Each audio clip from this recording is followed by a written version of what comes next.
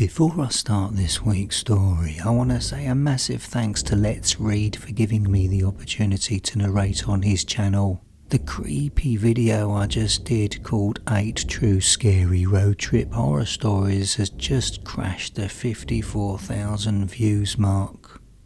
And welcome to my channel to the hundreds of you that have recently subscribed from Let's Read.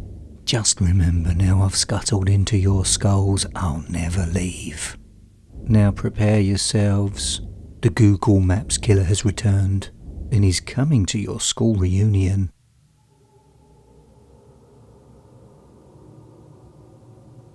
I am the Google Maps killer. I plan my craft with military precision. No one ever notices me, no one will ever catch me because I simply blend in. Google Maps is my preferred landscape to research the area of my victim's world. If I remove someone, it's for good reason. No kill is random. A great deal of thought, effort and passion is injected into everything I do. I make people disappear forever. From tracking down social media trolls to burying alive violent men who are handy with their fists. You know the ones I'm talking about, the ones that are never reported by their manipulated partners. Many think I'm the people's vigilante, the Charlie Bronson of the times. I don't see myself as a mysterious underground celebrity. I see myself as someone who has serious kill skills. And now things have unexpectedly turned personal for me. Reading this invitation to my school reunion and seeing the photographs online of people going, and yeah, these profile pictures of those I used to know has made me feel a little, dare I say it, superior. The good-looking ones that all the girls fancied aren't pretty boys no more. You see, I never let myself go like that. I work out. I don't want to be a lazy, low-energy sofa surfer like my old school friends.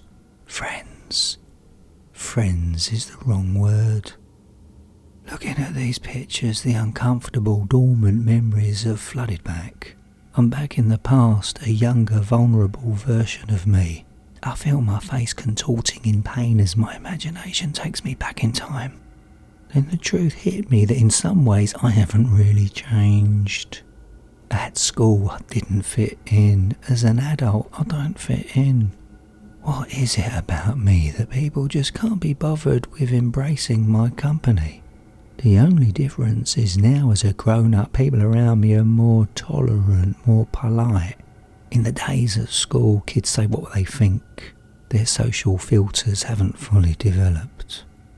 At school I was picked on, which is nothing to be sad about. Bullying is always simmering somewhere in people's lives. At work, cliquey groups. I just said it, cliquey groups. That's the problem. Not me. I'm not the problem. I hate cliquey groups. And at school I remember now, it's all coming back to me. I had a best friend, James. We had such a laugh when it was just the two of us hanging out. But when other schoolmates joined us, he would treat me like a bad smell. I noticed he's not going to the reunion. I wonder why. His friend Dylan placed more dissected rats in my sports bag than anyone else, and Dylan was going to be there. In fact, looking at these pictures, all the kids that put a target on my back will be going. And now the thing is, should I go or should I stay well away? I was seriously considering about not going when that voice in my head said, "You're going to go to the reunion. And I'm going to use this opportunity to react to those classmates who took the piss out of me." You see, I didn't know how to react all those years ago, but now as an adult my delayed reaction will kick in. When these old school acquaintances ask what I do for a living, I'll just say I work in IT, because when you tell people you work in IT, that's their interest severed. They don't ask you anything else because to most people computers are bloody boring. I'll discreetly poison the community punch drink, the fruit juices mixed with alcohol. Rat poison may be an interesting option. That'll cause internal bleeding. You know what? No, I'm not going to hide behind sneaky, nasty little revenge ideas like that. No, I'm not going to hide. The last face they'll see will be mine. Here's my twisted little plan. I'm going to turn up and be the nice guy. And then when the time is right, after all the "oh my god, look at you nows" and all the "I don't remember how I feel about seeing yous" and the "sorry I don't remember yous," I will be friendly with that pretty boy who went off with my high school sweetheart. After the reunion, I'll easily find out where he lives. I'll familiarise myself with his territory using Google Maps. We'll meet separately for a drink and a catch-up, then after a few beers we'll leave the pub.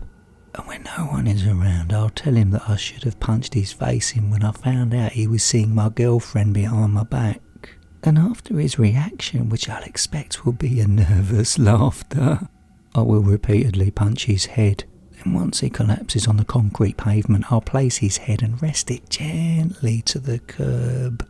I'll open his mouth so that he is biting down onto the dirty concrete curb, and I'll suddenly stomp down, curb stamp with my boot with such force his skull will cave in.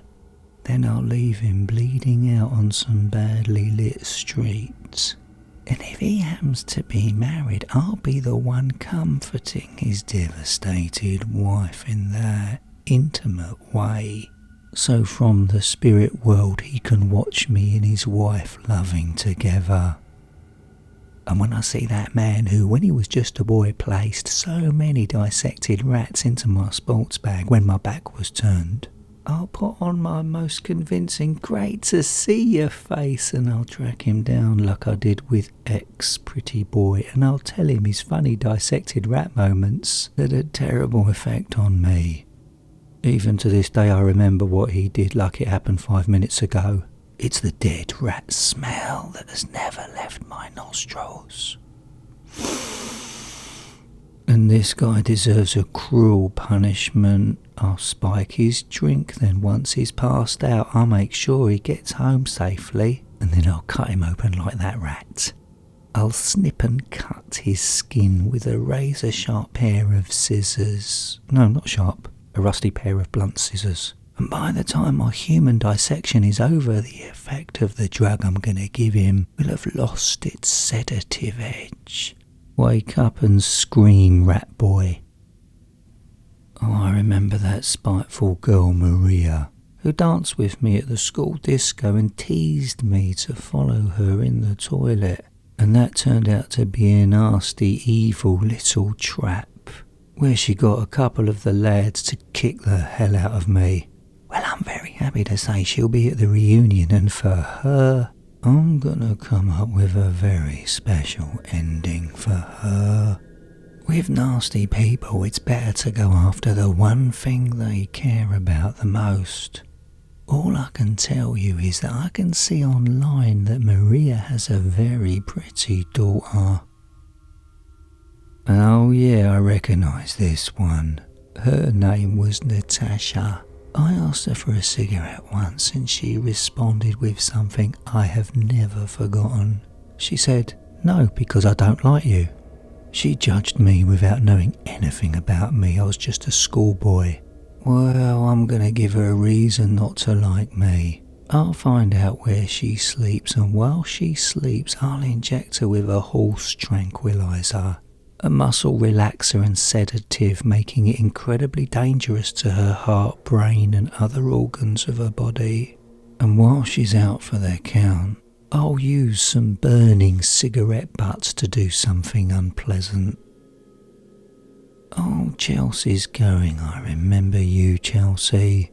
Chelsea would be that friendly schoolmate until someone more interesting walks into the class. How shallow, and she was so transparent.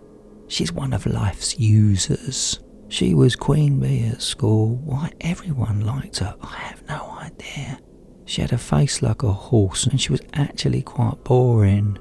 I'll take pity on her and I won't kill her. I'll just make sure she'll be feeding through a straw until she stops breathing. Popular boring cow. And James, my old best friend, shallow funny James. There's a message here why he won't be going. Unfortunately, I won't be able to punish him, as he had a severe heart attack in Spain. What a shame. Wow, pretty boy Tony has lost his looks. Good.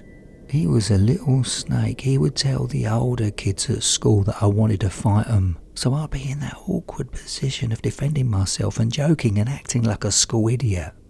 Oh, I've got something special lined up for him. His biography shares pictures of his wife and kids. I was considering removing them from this world and then film it and then play it back to him on a loop while he cries, screams and weeps, but no. I'll save that brutality and viciousness for someone else. I'll pretend to be a teacher from his son's school. I'll call to say that his boy had been rushed to hospital due to a head injury because he tripped over a concrete step and landed head first. And when Tony is on his way driving to the hospital, my van will meet him head on. Then I'll reverse my van and crush him again and again until his car looks like a squashed can of cola. Google Maps will be perfect for working out the best part of the route for me to crash into him. I know my future victims at my school reunion may have grown up to do good things and be good people, but I believe if I'm the one dishing out the brutal punishment for what they did to me so long ago, and making my killing work so barbaric and over the top, if they do start another life, if you believe that sort of thing, in their next life they'll be so traumatised by my kill skills in this life, they'll possibly behave in the next. And treat others with consideration, kindness and respect. It was 25 years ago I last saw my classmates, and now it's time for me to do my thing as their executioner. They committed student crimes and they got away with it. But the thing is, any school reunion is a time to take revenge on cruel incidents that have been forgotten about. Because none of us really forget the negative, cruel, violent episodes during school, do we?